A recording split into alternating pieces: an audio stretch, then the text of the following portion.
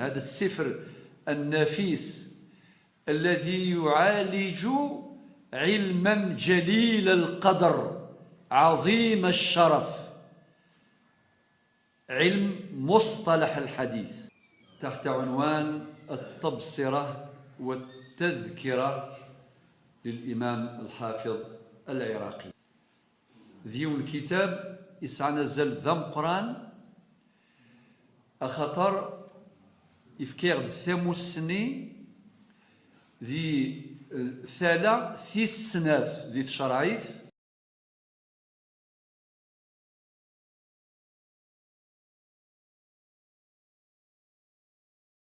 والحمد لله والصلاة والسلام على رسول الله. يثمثن السلام عليكم ورحمة الله. وقيد المجلس وست ساعة من مجالس شرح كتاب التبصرة والتذكرة للحافظ العراقي. الساقي ميرد ربي دسمكتي مثني مرة باللي الكتابة يسعى أكثر من 1000 بيت، أكثر من 1000 بيت. نكون في كلتني عدن نبض الحديث الحسن نبذا سي البيت رقم 50 يوضر 62 64 خاطر يبوثيد الأبيات متن فينا يحبس ووال الحديث الحسن بعد من فوق الحديث الصحيح. باش كان نزريث مثلا باللي الكتابة التبصرة والتذكرة تهتم بعلم مصطلح الحديث بخدمة السنة النبوية، لأنه ما كنت حصان إلى القرآن وكذا السنة. القرآن يتوحفظ في الصدور قبل السطور. ربي ناد إن نحن نزلنا الذكر وإن له لحافظون، ولكن داقي الذكر ينسحب على الكتاب والسنة، على القرآن والسنة، لأنه النبي عليه الصلاة والسلام شو دينا ربي فلاس ما ينطق عن الهوى إن هو إلا وحي يوحى. ربي اسمه وحي، الوحي أمزور ذو القرآن والسن السنة النبوية. ساقي سمحتي كنت سمحتي نبض الحديث الحسن سي الحديث 50 وما بعدها قبليس الحديث الصحيح، ولكن السجل أين يتراجون ذي متن التبصرة والتذكرة. أتصل مصطلحات تصد الحديث المتروك، الحديث الضعيف، الحديث المضاعف، الحديث المرسل، الحديث أطاس في هذه المصطلحات هذه في غسكر خمشول تصميم ان بلان، تصميم باش نزر او كان داران الحو ياكل المتن يغدي يتصراجون غير زداث ذا قال يكشم هذا. من بعد ادنيني علم الدرايه او مصطلح الحديث. اولا علوم الحديث من حيث القبول والرد. اولا في اللغه العربيه هناك خطا شائع، أكين من حيث الرد، من حيث القبول، خطأ شائع يروح يغلى ما كان سير الصح. بعد حيث إذا قد سير الكلمة مضمومة في اللغة العربية سير بالضمة. أدنيني علوم الحديث من حيث القبول والرد. إلى الحديث المقبول ذي سميسي ذواليس، إلى الحديث المردود بدين النبي عليه الصلاة والسلام في حديث عائشة فهو رد، أي مردود عليه، أي مردود عليه. لانت الأحاديث توقف لانت بدين القبول في سطاسي قلان الحديث الصحيح، الصحيح لذاته، الصحيح لغيره، الحسن لذاته، الحسن لغيره، إلى الحديث المردود. نحاول نخدم التصميم يعني باش هذا نفهمك واش غير صراجونا كغرزداث مادام الساقي تستأنف الحلقات ذاقي ذي ثم عمرت كتاب التبصرة والتذكرة. أنواع الحديث المقبول اللان 4 إلى الحديث الصحيح، والسين الحديث الحسن، وثلاثة الحديث الصحيح لغيره. إلا وصل 4 الحديث الحسن لغيره. أثر شغل ستين سانتاز يعني نخدم خلاصة. وكذاكي من حيث القبول هذه هي أنواع الحديث المقبولة. ألف. باء أنواع الحديث المردود ذي سميس إذا وليس المردود إلا أمزور سميس الحديث الضعيف. ونسعر شرط من شروط صحة الحديث اللي شرحناها في الأحاديث 40 45 يعني في الأبيات اللي فاتوا. الحديث الضعيف والسين الحديث المضاعف وثلاثة الحديث المتروك وسبعة الحديث المطروح وخمسة الحديث الموضوع. خطر تيكاداكي ذي السماوان مصطلحات متفق عليها متداولة عند أهل الحديث عند المحدثين، متداولة عند المحدثين ونقلت إلينا أيضا بالتواتر. أدفض الإمام علي المديني ولا نغدفض الإمام الذهبي، نغدفض ابن عبد البر القرطبي المالكي، نغدفض ابن حجر الأسقلاني، أكن ملان ياك استخدمنا كل المصطلحات هذه فصار متفق عليها. نكون مدينة تزمرت مع ماشي قلت هي شجرة ولكن مسفها باللي ثين دي ساكن في خسيسين اسمي قلت ثين دي ساكن في الزمور اسمي تزمورت، ثين دي ساكن تسمر اسمي تزديث، ثين دي ساكن في زورين غاضي اسمي ستارة. داين مسفها انتهى الأمر سدوض إلى آخره. خطر في كذاكي حتى في هذا الفن في هذا العلم لازم ما كاين حديث الموضوع. خاطر في كوال سمحتي يوندي نغبر كاين حديث ضعيف، انسى ماشي حديث ضعيف هو حديث مضاعف انما تجوزا غلقيم الزغي هو حديث المتروك. انسى كاين الحديث ضعيف حديث مرسل سيأتي البيان من بعد، ماشي حديث ضعيف حديث مرسل. أتفضل ذي كتاب الموطأ هناك أحاديث مرسلة ولكن هذه المرسلة لها كان دايره ذي السند ودفدير غير مرسل ترى دفدير غير مرسل وديك الشمارة ذي الكادراكي ذي الإطاراكي الأحاديث المردودة لا هذيك الشمارة ذاكين ذي السند. ولكن وردت أحاديث مرسلة في موطأ الإمام مالك ولكن وصلوها العلماء منهم ابن عبد البر القرطبي. اقرأ كتاب التمهيد هذا لا ريفيرونس أتروح كتاب التمهيد وتفضل المسألة فرا سدس دفرز داين إيميلو تروح دار الكتاب باقي أتفضل كان تقولني حديث مرسل هذا الموطأ فيه مراسيل إلى آخره، وهذا من الخطأ الفادح. لذلك نتعلم المصطلح الذي نضعه في موضعه أدي نضيو بعد الشر ذا يهلك ذا شو يهلك يهلك هل ترى يهلك يا قروس نغ مع الدايس نغ أعروريس نغ أنظر أندا ذي السند نغ ذي المتن أندا. طيب وجي إذن باء أنواع الحديث المردود. نروح ثانيا النظر في علوم السند ذاكي ألف من حيث قبول الرواة وردهم. قبول الرواة وردهم يزمر ذي للحديث يصح هذه المتن يشبح يملح يلها من حيث السند ورسالك ورسم ولا شيثاك. لو كان اعمل لدنياك كأنك تعيش أبدا واعمل لآخرتك كأنك تموت غدا. ولاش ورد دينا ولا كيديريث إلها خدمي دونيتك أما كنت تمتصدر ياك خدمي لا خرطيك أما كنت تمتصدر زكا ذا ولاه ذا الترفقا ذا الفهامة يلها بيوكي ماشي الحديث ذا ول وخلاص.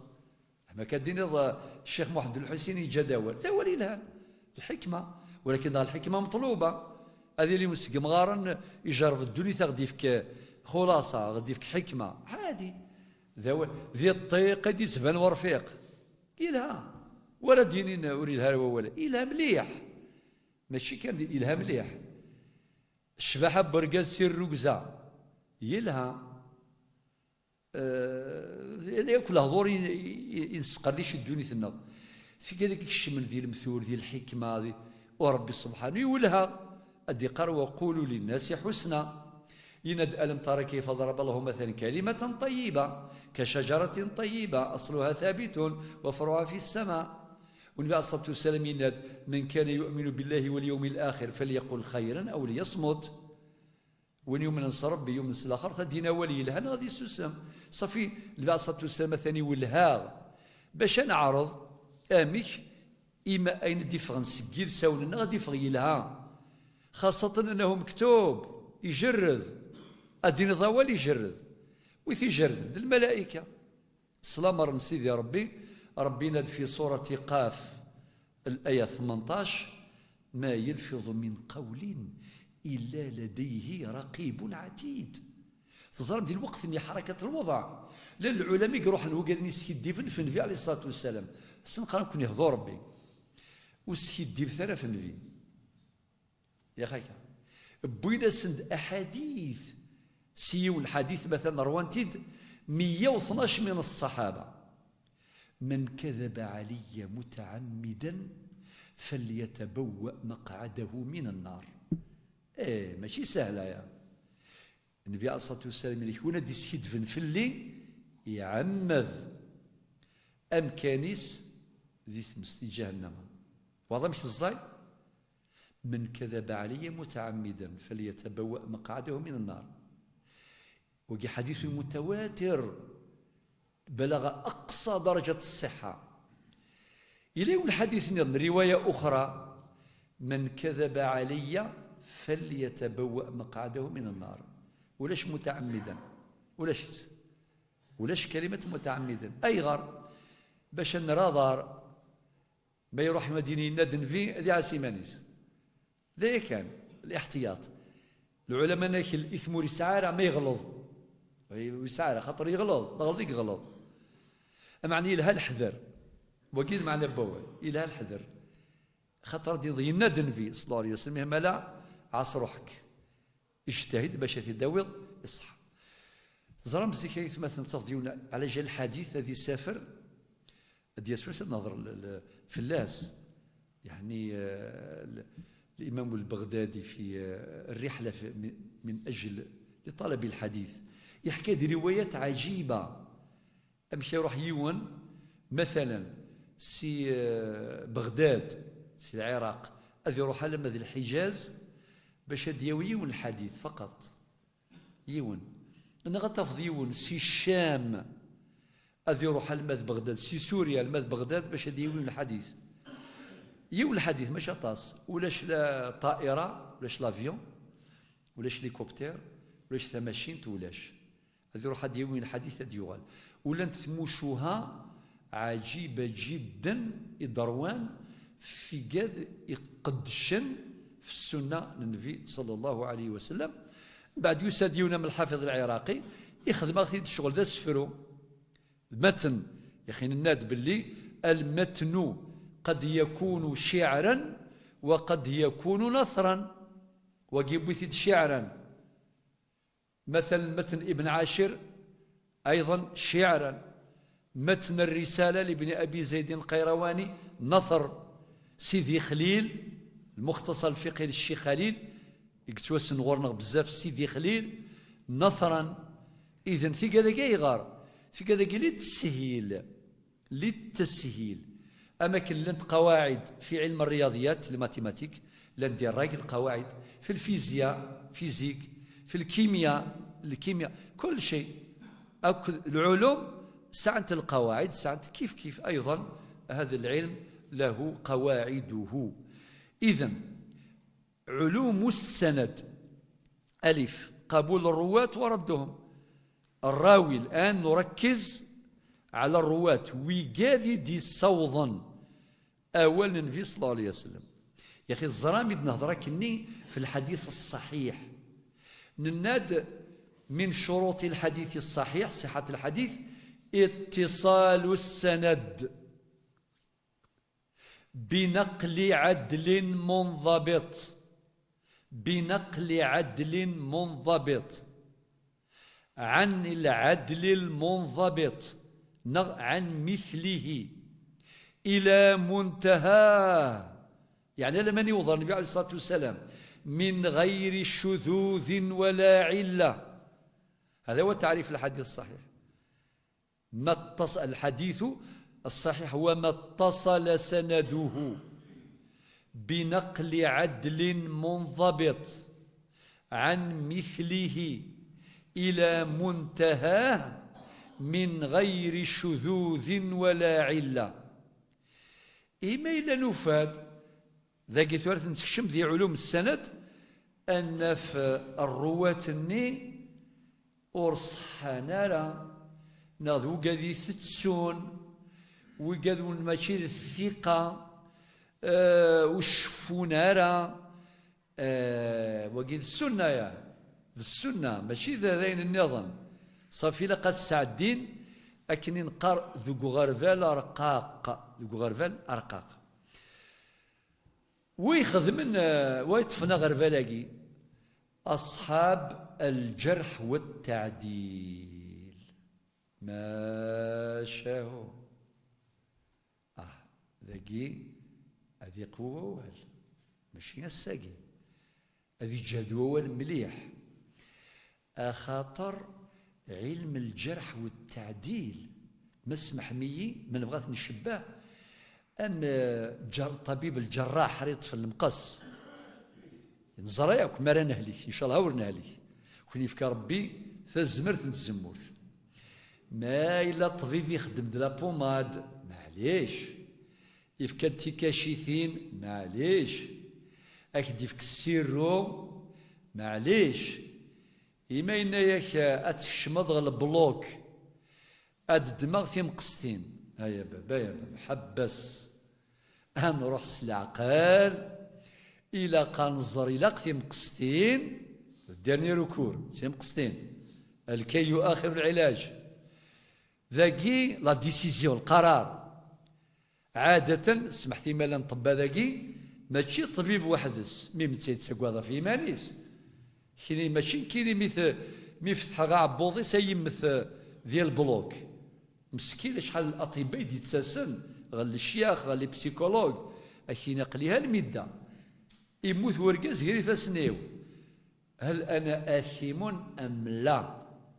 تنتقر في المقصه ماشي ذا شطيض ماشي ذا برنوس ماشي ذا بحنوق خاطي ذا بنادم اثي شري اذي قمذين لانه قاعد يقارن الشهاد يوم طيبين يحصل غاسين الشهاد شهاد صافي المعنى الساقوذا صافي المعنى مادام الطبيبين نايد الشهاد المعنى يلا هكي ماني إنا كذا غنكيني فغي غاسين الشهاد خاطر الزمان الحال هذا يروح اي غرد فيكي غوالاكي ولاد الجرح والتعديل دي سميتي ذا واليس الجرح سلف كان الجرحي وكذا قد طفنتي مقصتين أمعنا ما شاهو وقد يتصطفن الزيك تصفن ساكن يشبح ما ذي زمانا قلنا هذه الصربي هذه الصربي هذه الصربي ذا خير دينا تحبسها كان دا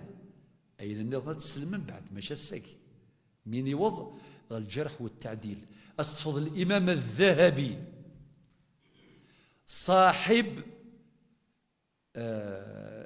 كتب الذهب سير أعلام النبلاء سير أعلام النبلاء حلب لكم كتاب ضخم مجلدات لت مجلدات تقاس بالأمتار سلمترات أتفض واحد الدقة سمحتي ثورة ديال الإمام مالك يخدم ترجمة ينس أتفض ترجمة رقم 189 تسيدو لك أنا الترجمة رقم 189 أكد يحكوا في الإمام مالك كما كان يعيش يدس الإمام الشافعي الإمام أحمد الإمام الحاكم الإمام ما شاء الله إن عثاب ماشي السهلة يونا ماكي ما ينتقد أواجي طبيب جراح أوليس يسعى غزال أي غار خطر دي زيك اسمي دي فغل علماكي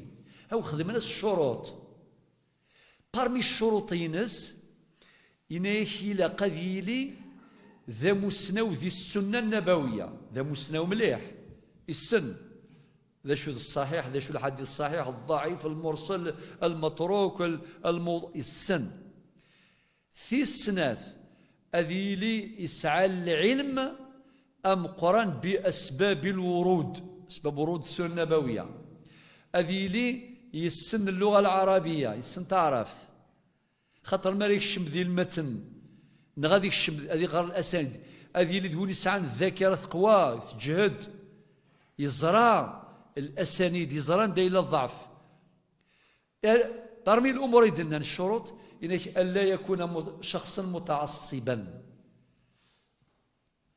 ولا متطرفا ولا قال لي فاناتيك ولا قال لي متعصب خاطر ما إلا متعصب أكين ذيجري وكان يقلهان ذيجرنا كان يقلهان في معمر ثنا كان يقلهان سيدي علي موسى سيدي كنا يقلهان خاطئ في هذا قلنا الهان ثياب إن شاء الله كدينا الشيخ المولد أعطيه الصحة سمعت الكلمات الطيبات إذا الحقق في معمرين الجوجينت أدو أنت غراسين العبارة اللي تعجبني مليح ثغراس تاكي أو نزيزوا يا ولا تقول في زيزوا إلا خمس ديين أورغانيزي منظم أمام ثغراست ولاش ولا تقول في زيزويث في زيزويث أتزرق الدونيث أتروح سكو ذرار روايض شحال لي كيلومتر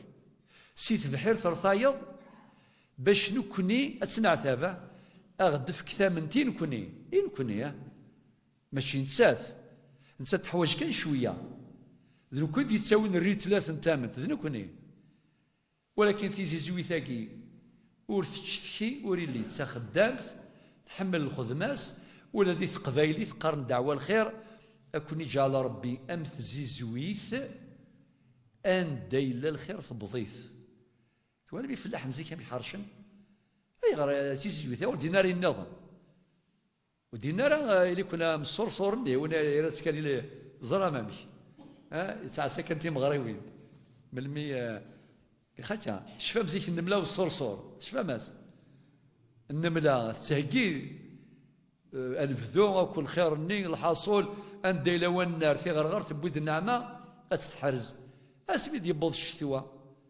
الصرصور ولاش يغالي تروحوا النمله باش يصدف كثير مشوانين زيك يسعى نصرف كاع النمله والصرصور ميم ثقي مشيت بذرة سياغ ديك القصده خاطر نبغى في مشواي تربين اي غير في مشوان زيك الريف الكانون ساعات القيمه قرني مغارن تصرف كاع نريف الكانون الريف الكانون خاطر مغاران في مغارين ثواشوت الزين داك الريف الكانون ألسن ما شاهو ما شاهو في مشوها فقي وسيلة من الوسائل التربوية نعم القصة وسيلة من الوسائل التربوية هذا الكلام متفق عليه وربي يعلم بلي نزرع في وسيلة تربوية ذي القرآن يبو يغد أحسن القصص إن نحن نقص عليك أحسن القصص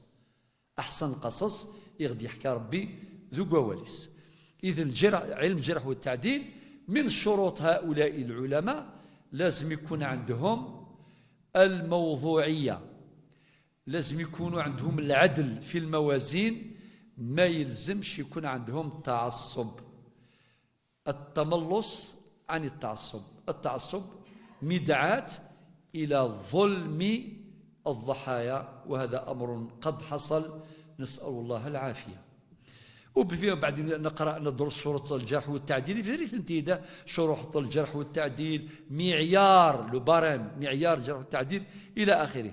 وبعدين نهضر في انواع السند، ولكن انواع السند من حيث الاتصال والانقطاع، ماشي السند متصل نغ السند منقطع. خاطر الزمرت وادر في كامذية مثال اديني مثلا كمثنا اديني حديث انت راوي الحديث عن فلان عن فلان، من بعد النف ذاين وانقطع السند. ايه ذاكي سعدي الغربال ماشي ذاين خمثوره. من بعد جيم انخدم علوم المتن. علوم المتن ذاك نركز في الامرين، امر القائل وكذلك الدرايه. سمحتي كان مرنسل الفرق بين العلم والفهم. العلم أكذ الفهم. إنك العلم يتعلق بكثرة الرواية، والفهم يتعلق بعمق الدراية. يمكن قرأ أعطيني الفاهم، لا قرأ يا أخي نقرأ فكيد الفهم ولا مور يغري ورا زرا ما يغرى ولا كيدناني مزورة أو يسعى غزار. يسعى غزار أولا بدينا ربي القرآن الكريم عن سيدنا سليمان واش قال؟ اش دينا ربي في سيدنا سليمان؟ ففهمناها سليمان، ما قالش فعلمناها، ففهمناها سليمان. ذاكي علوم المتن يركز على الدراية. أنواع الحديث المقبول ثورة ما نخدم يعني ذي الخلاصة ذي النهاية. ناد الحديث الصحيح. حديث الصحيح ذكرنا شروطه: اتصال السند، ما اتصل سنده بنقل عدل منضبط عن مثله إلى منتهاه من غير شذوذ ولا علة. وجاوك شرحناه شرح ذي درسنا عدة. وذكرنا أصح الأسانيد، تذكرون؟ ذكرنا أصح الأسانيد، وذكرنا مصادر الحديث الصحيح. نناد إلى الموطأ، مصدر من مصادر الأحاديث الصحيح. كتاب صحيح البخاري من مصادر الأحاديث الصحيحة. صحيح مسلم، يتدور مسند الإمام أحمد إلى آخره. نظر بهم حتى في المستدركات كما فعل الحاكم في مستدركه. إلى وند السيدة عائشة استدركت على الصحابة في كذا كنت نسقردش، ولكن بكل روح رياضية أنسوس على الخطر إلى آخره. وقيل الحديث صحيح ذكرناه وشرحناه من خلال شرحنا للأبيات من 40 إلى 45 فوق الخاصة الواردة في كتاب التبصرة والتذكرة. وبعدين الحديث الحسن. الحديث الحسن مثل الحديث الصحيح، توفرت فيه جميع شروط الحديث الصحيح ما عدا شرط واحد، وهو خف ضبطه الراوي.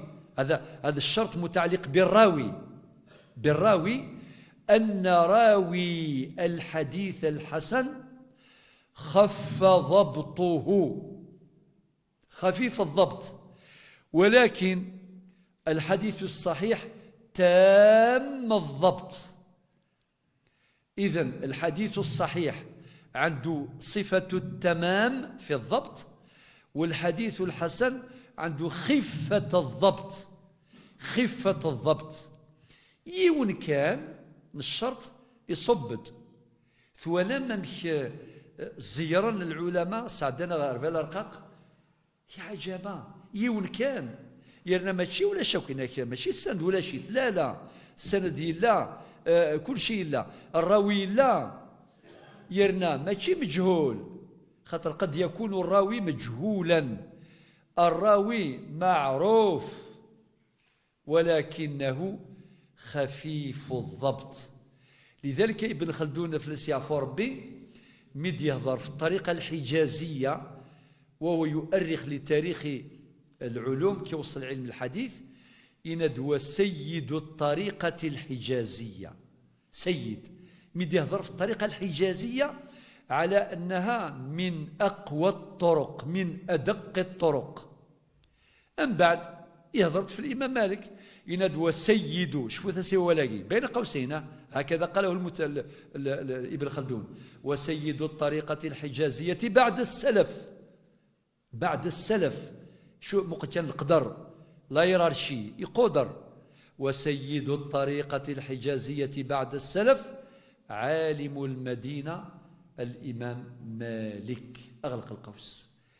الكلام أولا مثل من ابن خلدون يبثيد وهو يحدثنا عن دقة الطريقة الحجازية والحرص على الضبط. لذلك الحديث الحسن الراوي ليس مجهولا، الراوي معلوم معروف ولكنه خفيف الضبط. كونه خفيف الضبط يغلد القراديس، نزل في المرتبة من الحديث الصحيح يقال حديث حسن لذاته. الحديث الحسن أي يتمثل كل الشروط نتاع الحديث الصحيح ما عدا شرط واحد، أن الراوي خف ضبطه. هكا وثلاثة من الأحاديث المقبولة الحديث الصحيح لغيره. ما هو الحديث الصحيح لغيره؟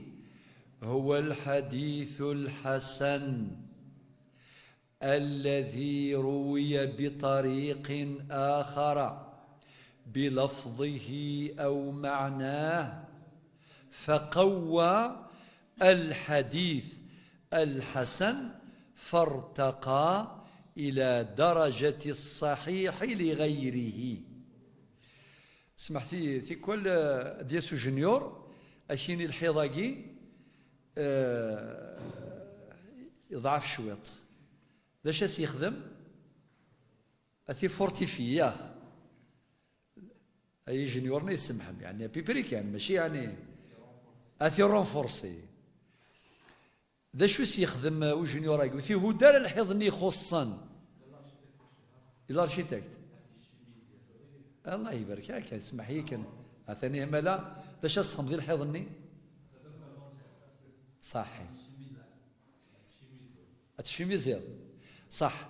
اي غرو تكسدر كل حيض الناس تعوضها جديده يا ما شاء الله سيدينا انا سيت ان اكسبير بارك الله فيك تخسر دارها يسند كل شيء القرايه ربي مدينا اقرا اقرا كل شيء هذا ديال الشغل لقيت هذا نسى هو الخبير فاسال به خبيره ديال لا ميديسين لان الطب ديال الاركيتكتور كيف كيف ديال الجيني سيفيل كيف كيف سدوض ديال الفلاح ابدا فلاح يكسنن يا نتا فلاح يا يبوتي دي غير لاغورنومي غيبوتي يدونيث يجرب يسن يغال يزرى من المقله قد تلقمض من المقله قد تخضمض مقله خاطر التجربه وكل هذا شو ديتك والقرايه دي شو ربا دي قرا غرض كان باسم ربك دايا كان هذا هو الشرط اقرا باسم ربك مولاش القرايه زمرك ياك ثوي ذا كيرفري ذا شو ديت غير ربي سبحانه وتسعوا البركه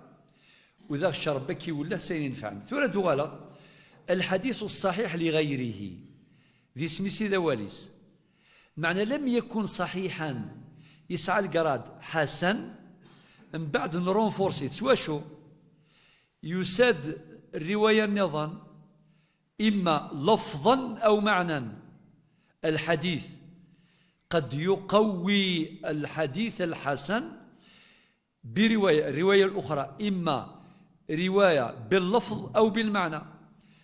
فالحديث الحسن ارتقى إلى درجة الصحيح لغيره برواية أخرى تقويه فالرونفورسيت يغال حديث صحيح معنى ماشي صحيح لذاته لا صحيح لغيره أشيني غمشي قلا الدين الصحيح لغيره كان حسنا ثم ارتقى بعد التقوية يغلي جد يغلي قوى فأصبح صحيحا لغيره. وقيل النوع الثالث من الأحاديث المقبولة إلى الحديث ب4 الحسن لغيره.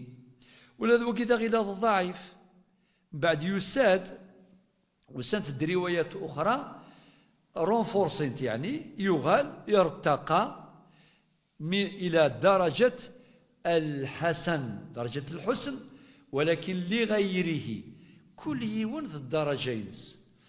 أنواع الحديث المردود نسعى الحديث الضعيف يا أخي سلامس الحديث الضعيف الحديث المضاعف الحديث المتروك الحديث وقاعد نبذراكني 5. الحديث الضعيف ذاكي إيد نبض ذي شرح التبصرة والتذكرة نكفى الحسن أنذو الحديث ضعيف. ولكن باش نهجي منا الحلقة دي الدون المجلس دي الدون أكون نسمي كثير باللي أسباب الضعف متفاوتة. هناك تفاوت بين أسباب الضعف لذلك ذاقيم العلماء ند طرحوا سؤالا ما حكم العمل بالحديث الضعيف. الحديث الضعيف معناتها وننسى على الشرط من شروط صحة الحديث. ند ما هو الحديث هل يجوز العمل بالحديث الضعيف خاطر ذاك تسيلي ولا طاس إلا قد ننظر باللي ثمثال تاقي فرنسي مزورة. أعيد هناك مسائل أشبعت بحثا في القرون الأولى داين يا الجيل اللي عايش درك أصرفوا جهودكم وعلومكم إلى ما يخدم علوم القرآن والسنة فيما أنتم قادرون عليه. أين لن تحواجيث خاطر ثورة نحواج أن نستخدم فقه التنزيل بعد الانتهاء من فقه التأصيل. ديان تدست براز العلماء نزيك مسخر شنو قرفان هاو قرفان غير الإمام مالك قرفان أثني ذاكين أو ماشي ثورة ذي 1446 يا الصباح يا الثامديثة نسوفو جديدا أم بعد يغال اليوتيوب لا يهدر فيسبوك لا يلحو وبعدين الرشاكم مدناك وحديثة ضعيفة ذا بيبريكان تيريكان في الحوض أو بعد دي سوايض السينما دام لانت الأحاديث ضعيفة ياني غاون تغرتاكو السنة ياكو يلا حرزت القرآن تقيم مكان دين مقر شغل أيث مثلا صافي لا قنعيوذ خير الحسابات باش المسألة الحديث ضعيف قبل نكون ياكو ابن حجر العسقلاني ولي 10 دي 2000 1990 نتسا الإمام الذهبي وغيره سقرشن تمثالاكي فرنسا الإمام أحمد صاحب المسند أسمي ملالا ما حكم العمل بالحديث الضعيف خاطر مصر كلمة ضعيفة ماشي معنى ثرويث بروي ما يروح أسيون الشرط من الشروط الحديث الصحيح داين وقي من شدة الحرص حرص العلماء على خدمة ميراث النبوة دايا كان من بعد سقرشن تمثال تاقي نجمع الفلاس فكان كرا فكان ثونطيشت لا شوت ذيك 3 الآراء. الرأي الأول يناد لا يجوز العمل بالحديث الضعيف مادام نسعى الأحاديث الصحيحة وكذا عادي وكلام معقول أمشي إلى حديث صحيح نروح على الحديث ضعيف إلا حديث صحيح لاين نغلا نكويثي كوال سمحتي لو كتحسبضوا لي نغا تحسبضي ذريما ما إلا تحسب مرتين تغلظض أتلظ دويس 3 نغلا عاود كان حساب إلى عنيتي عاود كان حساب سي نورمال ناضي لارشيتكتور وقال يخدم تورا الفنياكي كونتر زلازل أو لا ساعة الخدمة زلزلة توعر ذي رحمة ربي وقاد يموتنا ذي زلازل فنقالوا ثلاثة تضرب السنة ذي تركيا توعر الزلزلة ماشي دي شويط ولكن الزلزلة تفقد العيوب زرا ماشي يضران مي إلا زلزلة تحرك غير يخامن إلا ودا فتحت لي زونكيت أنا عاميه خدم الاكسبيرتيز كونتر اكسبيرتيز هذه فانا ندايل الخلل ابري العلم يتسنرني اتفورتيفيين القرايه نسن ستموسني تجديد باش ان شاء الله ولا ما تحرك الزنزله اتصاوب 5 6 7 وتمتثنا الغاشي نغلا ماشي ما تحرك 3 نغ 4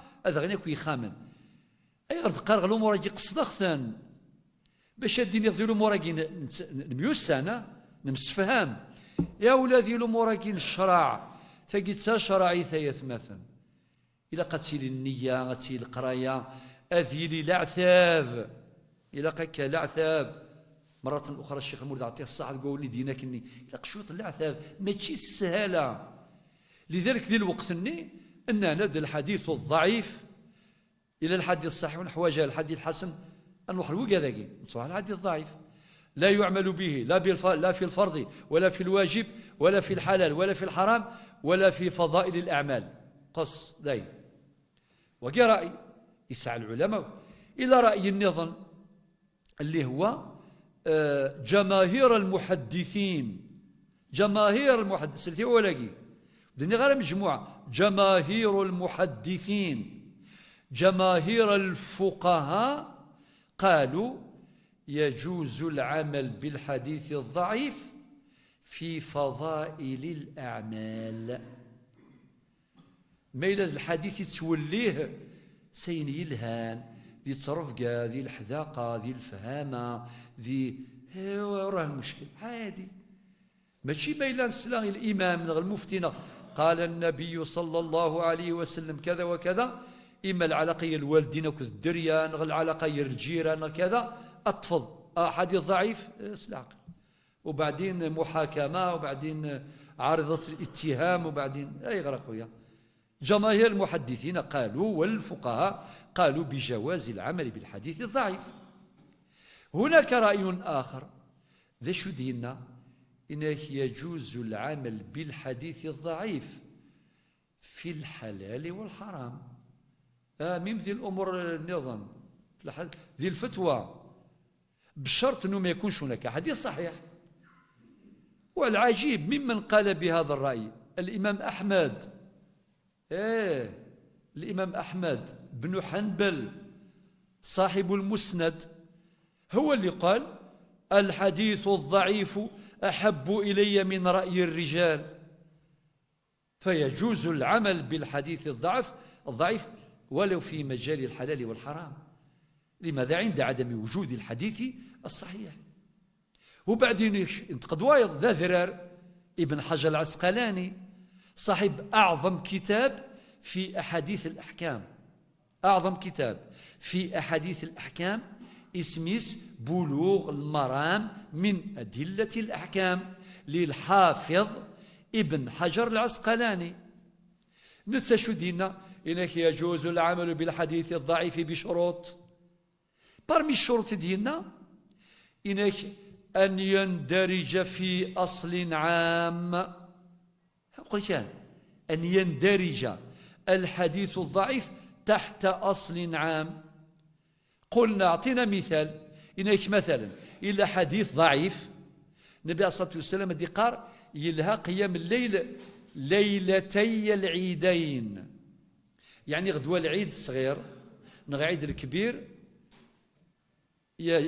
مستحب قيام الليل ممكن تقول أولا هذا حديث ضعيف حديث ضعيف ثانيا أو كيف نزيد قيام الليل غدوة العيد أنا نرقد يا وعندك الحق تقول نرقد أنتص أمشي رمضان أكل التراويح بعد الله فين العيد نخدم قيام الليل نحوجها نطوس أدنكر الصباح أنزل الفجر نروح نزل صلاة العيد أكلا ماشي هكا سي لوجيك أعيان رمضان كامل قيام الليل أتصرنوا قيام الليل أيضا قالوا إذا العيد أم قرآن العيد أم قرآن العيد الكبير يقول لك ثاني ما نديرش قيام الليل، نرقد الصبح النوض ونصلي وندير وكذا والأضحية تزرى مامي.